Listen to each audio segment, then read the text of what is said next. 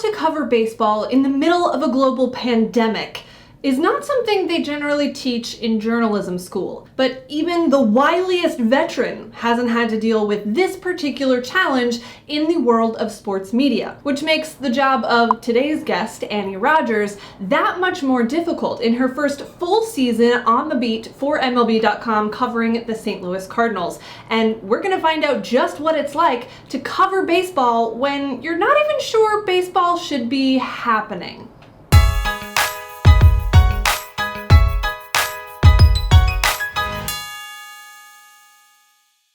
What's up everybody, Tara Wellman here. Welcome back to my little corner of the internet. If this is the first time you are hanging out here, hello, thanks for joining me.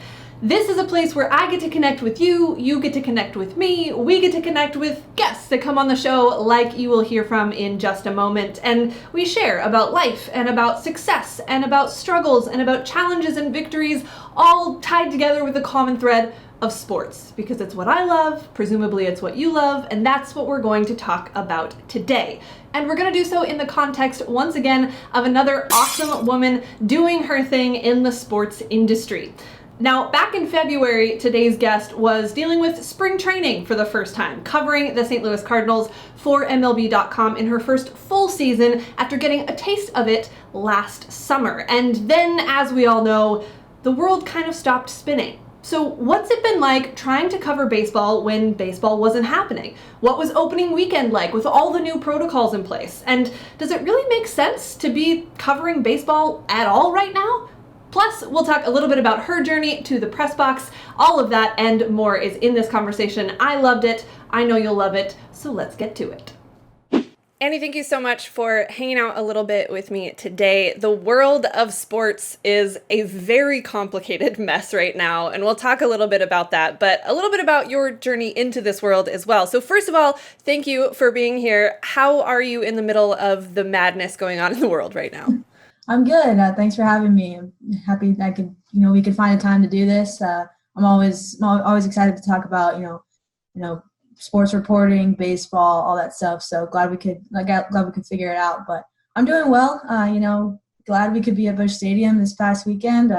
We'll see what happens moving forward, but it's a world of adjustments right now. So every day brings something new. That is for sure. Everything is out of the ordinary. And I do want to talk to you about that before we dive into kind of your background and what got you to this point. Let's just talk about the weirdness of this season so far, because you've been on the major league beat for a season prior to this, but this year everything is different. What has it been like from your perspective? I mean, we hear a lot about what the players are doing and how they're trying to be proactive, and today we're hearing about how a lot of those measures haven't worked and there are continuing problems with positive tests. But what's it like from the media perspective? You go to work to do your job. How different has it been so far? Yeah, I certainly was not expecting my second year on the beat to be like this. I was going into spring training. I was like, okay, I'm in spring training. Things are going well. I finally feel like I'm actually doing a good job, and finally feel like my feet are under me now. And then all of this happens, and so here we are. But it's definitely changed the way that we've done our jobs. Zoom interviews, masks, like it's just everything is different. You walk into the stadium and from the moment that you step out of your car in the parking lot, it's a different world. So it's definitely changed, but at the end of the day, I'm talking about this with someone else earlier. We do our jobs, to the best we can. It doesn't change the way that we cover games. It changes like logistically, but not at the end of the day. So, it's definitely weird, but I'm really grateful that we're able to do it still. At least for a few days anyway, until we see what happens. Like I said earlier, it changes by the day. Yeah.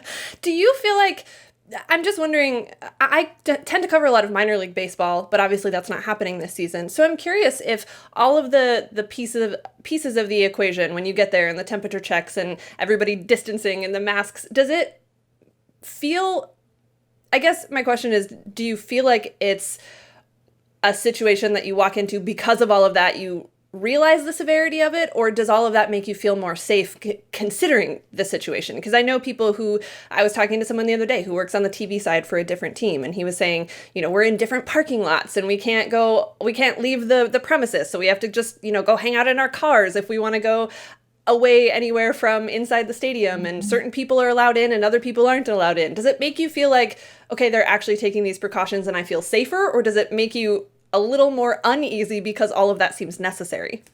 Yeah, it's a good question. It's one we kind of deal with daily, right? Walking in, but it is obviously a good thing that they're taking all of these precautions, and I do feel good about it. Going to the ballpark. One of the reasons I'm not traveling this year is because of safety reasons.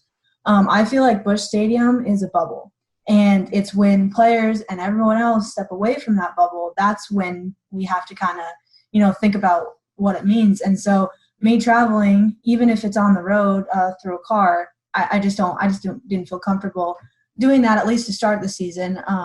There'll be a few exceptions here and there, hopefully later down the road, but if we get there. But so I do feel like the precautions in the stadium it's a good thing, and getting my temperature checked and wearing a mask is a very it's not hard to do, so I'm happy that we're doing that. It's when you step away from Busch Stadium that you need to be more careful. Players, obviously, but also everyone else who's allowed in the stadium. I realize that I'm one of very few people allowed in a ballpark this year, and that's a responsibility that I think all reporters have to take. So yes, precautions are great, but it does remind you that it's very severe, and this is the world we're living in. Which just feels crazier by the day, I think. When you've talked to some of the players, even via Zoom, because no one's really in contact any other way right now, what's your takeaway from what they're experiencing? Because even in opening weekend, right, there's supposed to be a limit to high fives and getting close in the dugout or whatever it is. That's all really hard to enforce. But how much, from your perspective, at least for the Cardinals, have they taken a lot of that seriously? Or is it still kind of this idea that we'll see what happens? Yeah, I think they're taking it seriously. I mean, the players, all of them have said when they're asked on Zoom, this is a part of their responsibility. And I know that the veteran leaders have stepped up in creating those clubhouse meetings to discuss kind of what the expectations are away from the ballpark. So I think the real test, obviously, is them going on the road this week.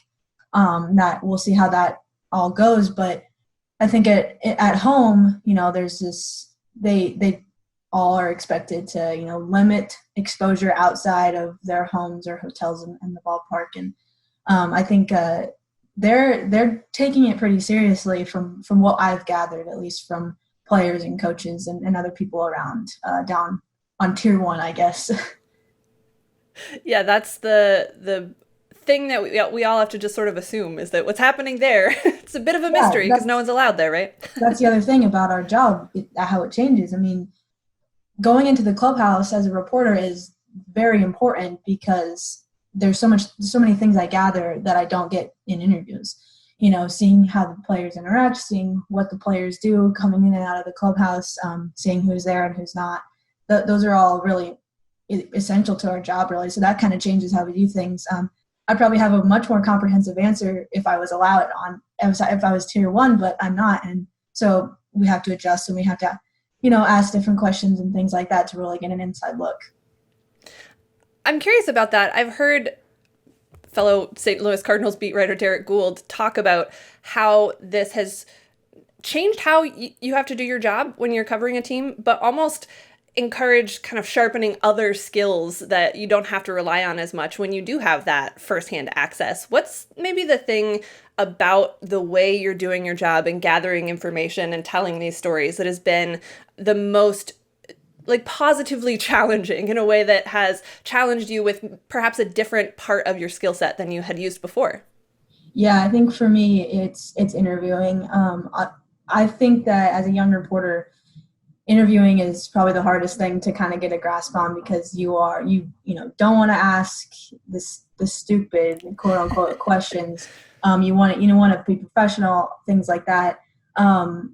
But that face-to-face contact is so important for me, at least, like getting to know somebody, asking their questions, and through a computer screen, there is not. It's just there's not that context. So that has been kind of the hardest part for me is getting used to these Zoom interviews and, just kind of asking the right questions, because you really only have one or two chances. I mean, there are lots of people on Zooms, and more people maybe than there would be in the clubhouse. And then you've also had to deal with like this technology stuff. So not that it's like difficult, but there are just different aspects to it that come into play. So that has probably been the thing that has changed the most, is I've really not put more effort in, but like really understood that, okay, this question, like this is going to have to be better as I move forward.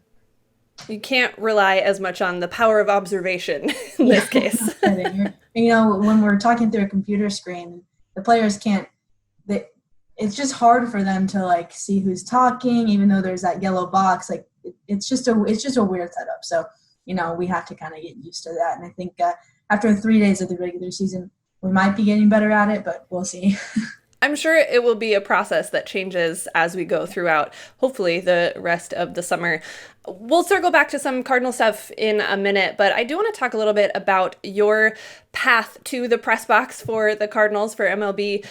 Tell me a little bit about your background in sports. I know you grew up a baseball fan, and that was all part of this process for you, but what was it? At what point did you think, okay, I want to cover sports for a living? Yeah, I think probably just going back to high school.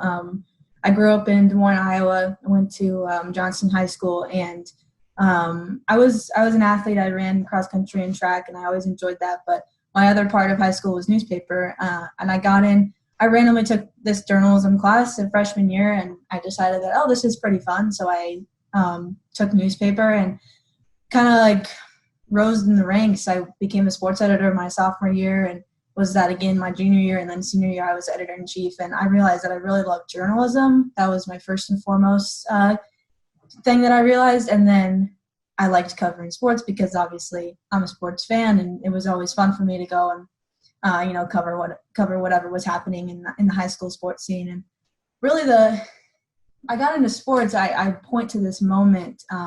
Usually I went to the high school press association convention in Washington, D.C. my senior year, and I heard Christine Brennan talk, renowned USA Today columnist, and she talked about just why she liked sports writing, the difficulties that she's faced in the job, but ultimately why she continues to press on. And I walked out of that talk, and I was like, oh, I can do this. Like, I'm going to do this. And that's really what pushed me toward it. I went to Mizzou for sports journalism, and kind of just grew from there. I joined Association of Women in Sports Media, and that was really beneficial to me, obviously as a professional, but also as a person, being able to surround myself with other women in sports and kind of learn from them and lean on them. So that's kind of how I got here, why I like it. But yeah, it's been a journey for sure. I love that there were specific people along that path for you that kind of gave you that, I can do this, or that you could kind of come alongside and learn from, because that hasn't always been the case for women in this industry. And I love hearing the stories now that there are so many more opportunities being created. But I am curious what you felt like the biggest challenges were, if it was just a matter of it's sort of an exclusive industry and getting your foot in the door is hard for anybody, or if you felt like there were specific moments where you walked into a room and went, okay, not everyone thinks I should be here. Yeah, I mean, it's hard for anybody really, but it's very, even at Mizzou, like, it was all male dominated. I was one of the only women, and luckily now, looking at Mizzou, there are more young women in the sports program, but not a lot. And starting off, I was really the only writer in the press box for most of the sports that I covered, and that was really it just kind of opened my eyes. It's not like I ever faced discrimination in that press box, but it kind of just opened my eyes into, like, wow, this is going to kind of be the way it is. I'm always going to be, one of few. And anybody who's ever been, the only, or anybody who's ever been either the only woman or the only minority in a room, like, it's just a different feeling as you walk in. You feel it when you're in the room. It's not that anyone's saying anything or looking at you differently, but You just feel it. So that was kind of a realization for me. And over time, that's obviously the feeling is still there, but I've learned to deal with it a little bit better. So that's basically, you just there's just that feeling. Yeah. I know that that's been something that has been discussed in St. Louis, even. There's not a ton of minority representation in any way in the sports scene there in St. Louis. It's gotten a little bit better in the last couple of years. I know I actually talked to Erica Weston a couple of months back about her experience there on the TV side of things. So there are a few people popping up in the world over there, but I know that I know that I appreciate when I see people in the sports scene in the St. Louis area, that it is good to see a few more faces getting a little bit more variety of perspective, honestly, and just the way that different people come at the game, and whether that's because someone is coming out of it from just maybe a younger perspective versus someone who's been there for 35 years, or if it's someone who's, in one of these other minorities or circumstances that they're coming at the sport from a perspective that's different and fresh and new. And I think that's always a good thing to have in the mix. What was the experience like for you coming into your first season for MLB, covering the St. Louis Cardinals? Not a small, not one of the largest markets, but not a small audience to step into for your first taste of covering a Major League Baseball team. Yeah, the fan base is something else. There's a lot of people who voice their opinions, and that's always a good thing most of the time. But no, it was great. I really enjoyed it. I can't thank Jen Langosh enough, who I took over for. She really set the standard. I think it's really beneficial that she was a woman as well too. Was a woman on a beat, because it just made things easier for me, I think, and that was important. But yeah, it was great for a season. I learned a lot. I think every day I was like, oh, that's new. I'm gonna have to learn that. And coming in basically halfway through the season was certainly interesting in itself. But it was literally a season where I learned something new every day, and I had to deal with something new every day. And it helped me. It pushed me and challenged me. I didn't take it for granted, for sure. How did you prepare in the off season before everything changed, knowing what you learned last year, coming off of that exciting season where the Cardinals made it to the postseason, came off of that series win in Atlanta, then absolutely fell apart at home in the NLCS? What did you take out of that experience, just covering that team, and the things that went well, the things that didn't go well, the dynamic of dealing with a team that feels like maybe it's a little underrated and trying to prove their point, and all of those pieces of that going into year two? What was something that you felt like, okay, now I'm prepared for this, before everything changed? Yeah, I think the offseason too was just a whole other aspect of learning something new every day. Obviously you're not covering games, but you're covering off-season moves and stuff, and the winter meetings was a whole nother beast that I had to handle. But I think going into spring training, I was just like really looking forward to covering the team for the whole season. Obviously that didn't work out, but we going into spring, it makes a difference when you're there every single day, showing your face. You basically relocate to Jupiter. I was really excited about doing that. And kind of just getting my feet under me, like I said earlier, it was really important. It's really important in this game to show up every day and kind of just, it lets people around the game know that you're there and you want to do your job to the best of your ability. So that was really what I took into the off season and going into spring training. But covering the team itself, not a lot happened this off season, so it was more just about me kind of meeting other people in the game in the organization that I hadn't gotten a chance to talk to, I guess, throughout the season. So it's kind of just more reaching out to people and meeting them and all that. I imagine that is potentially a little bit of the intimidating part of coming into a new situation, right? Feeling like, okay, I have to meet all these people, I have to know them, I have to develop a relationship with them so I can get information from them so that I can do my job. That's a lot to try to do in a small amount of time, especially coming in midway through the season. Do you feel like you have established that those roots at this point, so that you have a little more of a footing in trying to, whether it's work with people to get information or share bits of information or just communicate within the system that is a minor league or Major League Baseball team, rather? It is, it's takes time. And I feel like I'm getting there. Spring training was really huge for me to be able to just kind of like go out to the backfields and talk with people who are watching. That was big for me. Yeah, we're getting there. It is hard. It's a process, and it takes a lot of time. So I do feel way better than I did back when I first started. So it's definitely getting better, and I'm continuing on whether there's baseball games or not. Yeah, that's the challenge at this point, is coming up with ways to do your job without baseball, I'm sure.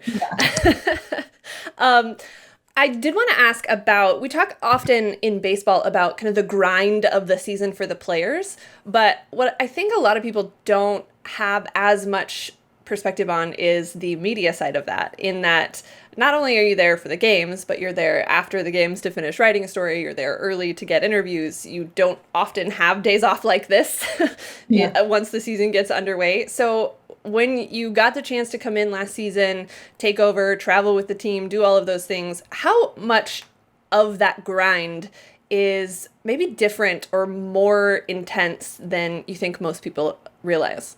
Yeah, I mean, you go into it and you're like, okay, like I'm ready for this. It's going to be hard. It's every day. And even like off days are not off. Like we still have to, you've noticed I'm in my office right now at home. I'm writing a story. So it's kind of like, okay, take your like off meals. Like I get to have dinner at home today. So but no, it's very demanding. I don't think I really understood how demanding it was. You know it and you think you know it, but actually experiencing it is something completely different. So I think it was after the postseason, after I got home from the Cardinals' last loss, there was, I think, 24 hours where there was really no news, and I was kind of like, okay, I can kind of take this time. I think I slept for like 14 hours. Like it was straight. That sounds about right. Yeah, it was crazy. So I think the off season was a nice little mental reset, but also physical reset, because I got to sleep a lot more than I normally did. And kind of this quarantine, like 4-month long break, was kind of like that too. Coming home from spring training. Spring training is a whole nother beast in the demand. I mean, you're working way longer hours every day there. So when I came home, I drove straight through from Florida to St. Louis, and then I came home and I think I slept again for like 10 to 11 hours, just kind of resetting. So yeah, it's definitely a grind for players and coaches, but also everybody around the ballpark. Media relations, media people, all those people that are kind of behind the scenes. We're working every day too. It always surprises people when, I work games on the TV side and I tell people how early we get to the ballpark for a 7 o'clock first pitch. I'm like, wait, you're there at noon? You're there at 1 o'clock? What are you doing that whole time? Well, I'm working. I'm doing my job.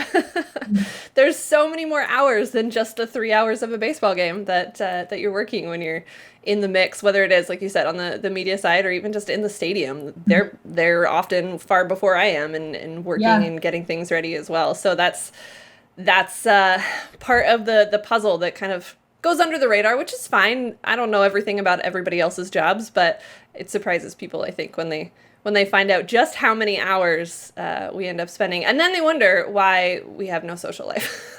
Yeah, they're like, oh, you only work nights. Like, no, I sometimes get the mornings off. Yeah. Sometimes from like 8 a.m. to 11, I'm free. Yeah. Actually, one of my really good friends, we were joking a while back because she also, in her career as a firefighter, works very strange hours. And I was like, I'm good at like on Tuesdays at 11 a.m. You want to hang out then? Because that's the only time I'm available. Yeah, no kidding. It's something else. My boyfriend and I have completely different schedules. Yeah. He works from like 7 to 3:30 every day, and I go into the ballpark at 2:30 to whatever, midnight or whatever. So we have to kind of like, okay, lunchtime, we're actually going to talk.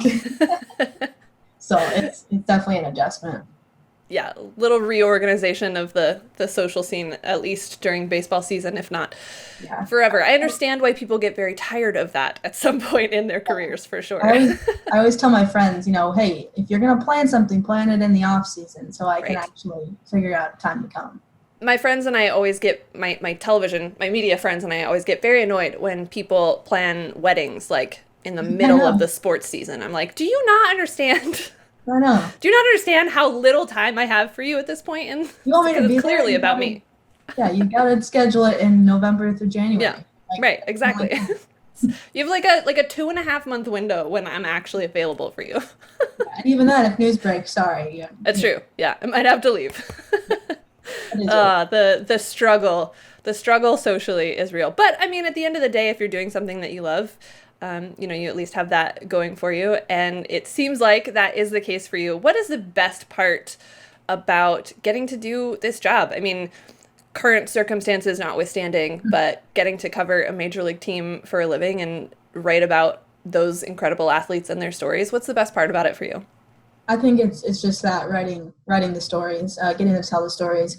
You give fans a peek inside of what's going on with their favorite team, and sports are a lot of people's livelihoods. I mean, you saw over this 4 month long break without sports, it's like people are like, what do we do? What are we supposed to watch right now? And I think it kind of opened my eyes. I mean, obviously we know sports are important, but it opened my eyes to how important they are for people on a day-to-day basis. And my job is getting to, bring people into this world. And it's fun. It's at the end of the day, we're watching a game, and that is really fun for me. So I think just like telling these players and coaches and all the people behind the scenes, giving them their voice and telling their story is really, major league team or whatever sport. That's the best part about it. I'm curious in the current circumstances with so much that's going on that affects baseball that isn't actually baseball, whether it's the pandemic, whether it's the social justice and the awareness that is coming about with so many other people speaking out about their experiences. What's it been like almost covering baseball for the news as opposed to the game? How much of that have you been kind of trying to sort through? What do you cover and when, and how much is it your responsibility to tell those stories? Because they're not really about baseball and the games being played or the strategy that goes into creating a roster in a situation like this, but they all are affecting the game in some very real ways right now. Yeah, that's the biggest question, and we're all trying to answer it. And you walk this line of, okay, you've got all of this, all this backdrop stuff with the pandemic and social justice, and it affects the game every single day. But then you've also got to cover the team. So it's just this whole line of, what story am I trying to tell, and how much again is it my job to tell? And I think it is our job to just give context. Really is the biggest thing, is give context to what this team is going through and how they're handling everything. And I think that's what you saw over opening day weekend and in summer camp too. You have to cover how the pandemic is, forcing teams to rethink this season. And you have to cover how the players are reacting to these social justice issues that we're seeing come to light. And you give them a voice because, they're prominent people in the industry and in the world. So it is a line that you have to walk. But I think the most important thing at the end of the day is you give context to what the team is going through. And that includes the news, and that also includes all the roster moves and things like that. And, the strategy and the DH and, whatever. All the things. All the You things. can't leave any of them out. No. In only so much space in an article, right? You spit it all in. Yeah. Okay, a couple more questions for you. First one, in context of the Cardinals and your experience covering this team, what is the best or most exciting thing that you've had the chance to cover so far? Put you on the spot. Yeah, that's a good question. There's been a lot, but I think it was the postseason last year. I know people always focus on the NLCS, but that game 5 of the NLDS was crazy. I mean, all of a sudden you're like, oh, they scored 10 runs in the in the first inning. You're like, oh my gosh, like I gotta book a flight, but I don't know where we were going. So that was like the craziest thing. And this whole time you're watching the Nationals Dodgers game, and you're like, could we go to LA? Are we going to Washington? Are we going to St. Louis? Like, it was crazy. That was probably like the coolest thing where, you cover that game. I went down to the clubhouse in the midst of the celebration. I was in my little rain poncho saying, and I got, beer and champagne all over me. And I ended up I think I threw the shoes that I was wearing away because they were so sticky. It was gross. And I was like, I can't wear these. These are gone, So that was fun. And I was sitting in my hotel room after watching the end of that Dodgers Nationals game and literally not knowing where I was going to go in 4 hours. Like, I scheduled my flight home to St. Louis 4 hours before it took off. It was crazy. It was like I kind of sat back in my chair and I was like, what am I doing? Like, what is this? I imagine that being a moment, in your first year in that role, covering that team and in the playoff mix. I imagine that being a moment where you're like, this is my job. Yeah, what am I doing? My mom was texting me. She's like, oh my gosh, this is so cool for you. And I was like, honestly, I haven't even like registered that this is cool because I had got like 2 hours of sleep the night before and I was on a plane at 6 a.m. or whatever it was. It was insane. Mostly overwhelming, a little bit cool later. Yeah, no. After those 14 hours of sleep, I kind of was laying in bed and I was like, okay, that was pretty sweet. Like, let's do it again, So yeah. Okay, and then the last question for you, just in thinking about the experiences that you had at Mizzou, the experiences with people who made an impact on your career and where you are now, what is the biggest piece of advice either that you got or that now you would give, knowing what you've experienced in the last couple of years, for someone who is looking at this industry, maybe not this year, but in the future going forward and thinking, okay, this is what I want to do. What do I need to do to get there? Yeah, I think just like get after it, like go work as hard as you can, build as many resources as you can. I think everyone in this industry is willing to help out, or most people are willing to help out young people, especially other young people like me. Like, if someone, emails me or reaches out to me via Twitter or whatever, like, I'm happy to help because we need more young people in this industry. We need more women. We need more minorities. We need more voices. So I think just asking the questions to get into this industry, and then using the advice that you get and working hard to get there. It's really cliche, work hard, but that really is what gets you in and helps you stay in this industry, is constantly doing the best you can, doing your job, and kind of keep moving forward that way. So it is like cliche advice, but it really does help when you kind of think, okay, how do I get into this? It's by working hard every day. It is a grind, but it's well worth it. I think a lot of people, and I know I heard this when I was in school even, people look at communications majors, they look at journalism majors and think, oh, you don't want to have to take a lot of math courses, you want to take easy classes, you want to have, because, often in my experience, there were athletes who were like, I'm going to be a journalist, and they just didn't want, it was the perception was, you want the easy career. Let me tell you, there's nothing about it that is easy. No, not if you want to actually get to where you're going. So the work hard thing may sound cliche, but little do people know just how many hours a day you have to put in to actually make it work in this world. Yeah, it's okay though. At the end of the day, you're covering sports. You're writing about people, and it's well worth it. And all the hard work does pay off. Eventually. Eventually, and when we get a pandemic, right? When we're here.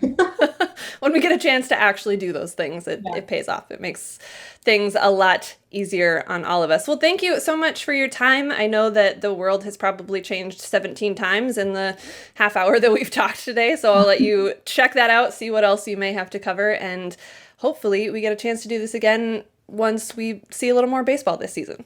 Yeah, thanks for having me on. Well, we all know that baseball and sports and life at large is a little bit weird right now, and it looks like it might be that way for the foreseeable future. But whether we get in a few more games this season or we play through the rest of the summer on the field, Annie Rogers will be there covering it all from the Cardinals' perspective. You can follow her on Twitter, you can find her work at cardinals.com, and she will keep us all filled in on just how you do this baseball thing and how you do the journalism thing in a world that's so uncertain from not only day to day, but moment to moment, really. So thank you again to Annie for joining me and filling you all in. I'm sure you enjoyed that conversation as much as I did. If you like this video, hit that thumbs up. It helps the crazy YouTube algorithm behind the scenes let other people know that they might like it as well. If you want more content from me, check out the rest of the channel and hit subscribe. Turn on notifications if you want to find out every time there is a new video. And you can follow me on Twitter as well, and we can talk more there. Continue this conversation, continue sharing and connecting about sports, about life, about all things going on that make us feel a little more human and a little less alone. So I think that's it for me for now. Thanks for watching. I'm Tara Wellman. I'll see you next time.